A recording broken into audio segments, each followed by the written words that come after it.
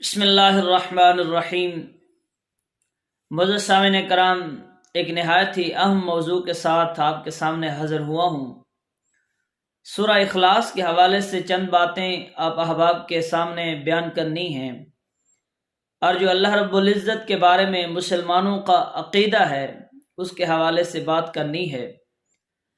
سورہ اخلاص کے ویسے تو متعدد نام مفسرین نے لکھے ہیں، لیکن ان میں سے 4 نام جو ہیں وہ قابل توجہ ہیں۔ سب سے پہلے تو سورہ اخلاص۔ سورہ اخلاص اس کو اس لیے کہتے ہیں کہ اس کے اندر خالصتاً اللہ کی توحید کا تذکرہ ہے، اور اس کا دوسرا نام سورہ تجرید ہے۔ سورہ تجرید اس کو اس لیے کہتے ہیں کہ جو اس سورہ سے تعلق رکھتا ہے وہ غیروں سے الگ ہو جاتا ہے، اس کو غیروں کی حاجت نہیں رہتی جو تعلق اس سورہ کے ساتھ جوڑ لیتا ہے۔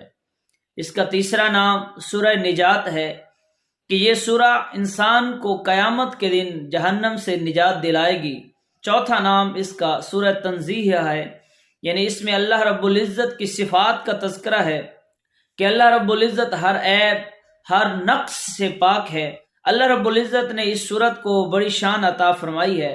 بخاری شریف کے اندر روایت ہے، حضرت ابو سعید خدری رضی اللہ تعالی عنہ وہ بیان کرتے ہیں کہ ایک دن نبی رحمت صلی اللہ علیہ وسلم نے صحابہ سے بیان فرمایا کہ اے صحابہ، تم میں سے کون اس بات سے عاجز ہے کہ وہ سونے سے پہلے قرآن کا 1/3 حصہ تلاوت کر کے سوئی؟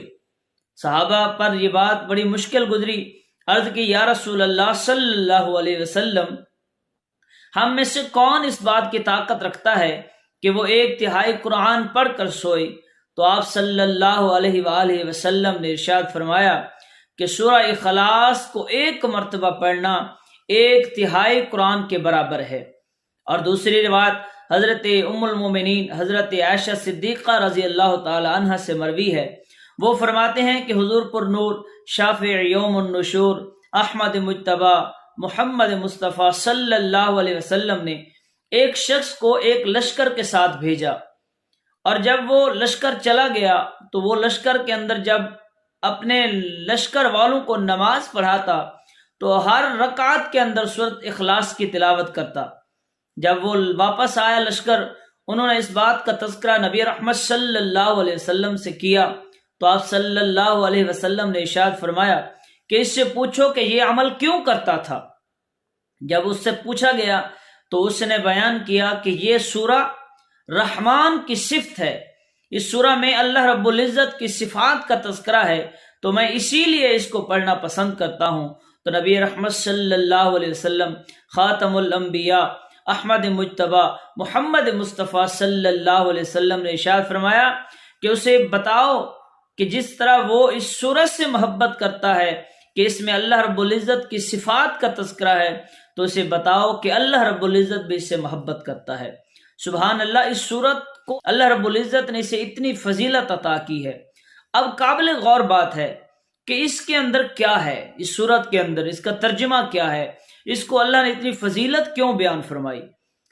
قل هو اللہ احد، ارشاد فرمایا کہ اے محبوب فرمائیے کہ اللہ ایک ہے۔ پہلی آیت کے اندر اللہ رب العزت نے دہریوں کا رد کیا، اور پھر اللہ رب العزت نے مشرکوں کا رد کیا کہ اللہ رب العزت موجود بھی ہے اور وہ صرف ایک ہے۔ اللہ رب العزت کا کوئی شریک نہیں ہے۔ اللہ الصمد، اللہ رب العزت بے نیاز ہے، نہ اسے کھانے کی ضرورت، نہ پینے کی ضرورت، نہ سونے کی ضرورت۔ اللہ رب العزت ان حاجات سے بے نیاز ہے، کسی کام میں کسی کا محتاج نہیں ہے۔ لم یلد ولم یولد، اللہ رب العزت کی کوئی اولاد نہیں ہے، اور اللہ رب العزت بھی کسی کی اولاد نہیں ہے۔ اس آیت کے اندر اللہ رب العزت نے یہودیوں کا رد فرمایا اور عیسائیوں کا رد فرمایا کہ اللہ رب العزت کی کوئی اولاد نہیں ہے۔ نہ حضرت عزیر علیہ السلام اللہ کی اولاد ہیں اور نہ حضرت عیسیٰ علیہ السلام اللہ کی اولاد ہیں۔ وَلَمْ يَكُنْ لَهُ كُفُوًا أَحَدٌ، اور ارشاد فرمایا کہ اللہ رب العزت کا کوئی ہم پلہ نہیں، اللہ رب العزت کی ہم سری کرنے والا کوئی نہیں ہے۔ اس صورت میں اللہ رب العزت نے اخلاص اور توحید کا بیان فرمایا ہے، اس لیے کیونکہ مسلمان کا سب سے مضبوط عقیدہ اللہ رب العزت کی ذات پر توحید کا عقیدہ ہے۔ مسلمان جب اس عقیدے پر کاربند رہتا ہے تو وہ اللہ رب العزت کا محتاج رہتا ہے، اس کا تعلق اللہ رب العزت کے ساتھ رہتا ہے، تو اللہ رب العزت اسے ہر چیز سے بے نیاز کر دیتا ہے۔ اور آپ سب احباب جانتے ہیں کہ جب عیسائی کرسمس مناتے ہیں تو ان کا عقیدہ قرآن کے اندر واضح ہے کہ وہ کہتے ہیں کہ حضرت عیسیٰ علیہ السلام اللہ کی اولاد ہے۔ اور جب مسلمان بھی اس کرسمس کو منانا شروع کر دیتے ہیں، اس کی مبارکباد شروع کر دیتے ہیں، تو نعوذ باللہ من ذالک وہ غور کریں کہ وہ کتنے بڑے گناہ کے اندر، کتنے بڑے شرک کے اندر شامل ہو جاتے ہیں۔